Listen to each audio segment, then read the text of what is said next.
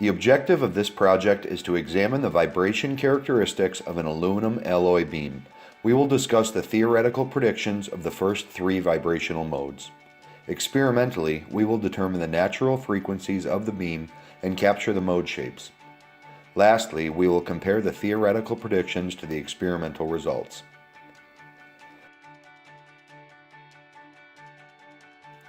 We begin with the Euler-Bernoulli dynamic beam equation. Because the beam is homogeneous, Young's modulus and the area moment of inertia are constant.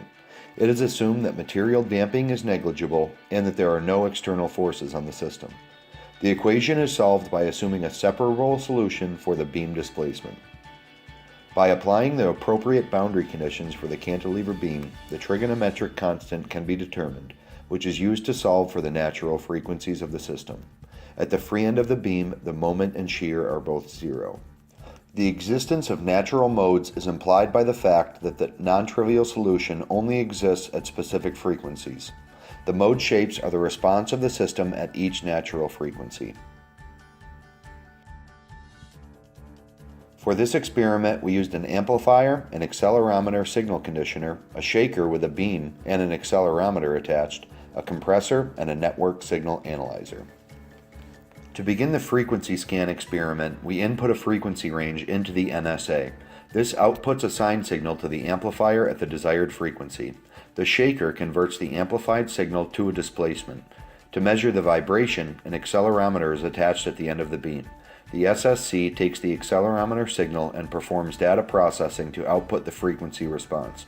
Lastly, this signal is sent to the NSA and recorded for further analysis. We know that at natural frequencies, the amplitude of vibration is greater than at other frequencies due to resonance.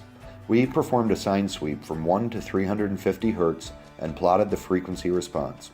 The natural frequencies of the beam correspond with the peaks in the frequency response plot.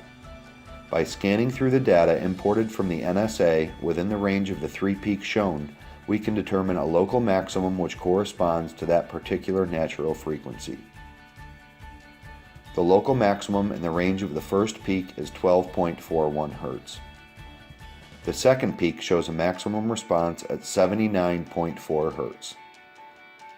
The third maximum is 234.5 Hz. We can excite the beam at these three frequencies to see the first three natural modes. Using the scanning vibrometer, we can capture a highly accurate and detailed description of the vibration of the beam and use that data to confirm the mode shapes predicted by the Euler-Bernoulli beam theory. For this portion of the experiment, we used an amplifier, a shaker with the beam attached, a compressor, a network signal analyzer, and a scanning vibrometer head and PC. To begin the mode shape determination experiment, we configure the NSA to output a sinusoid at each resonant frequency.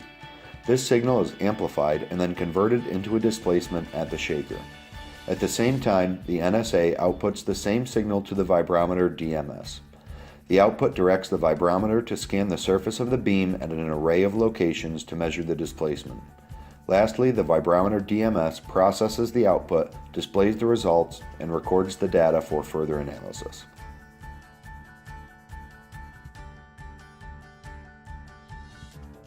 Despite small discrepancies in the natural frequencies, we find that the mode shapes are in very good agreement. The vibrometer data clearly shows nodes in the same locations as predicted by the theory. This is especially evident in the second mode, where we can see fixed points at x equals 0 and at x equals 4/5 the length of the beam. The numerical solution to the governing equation is very sensitive to the length of the beam.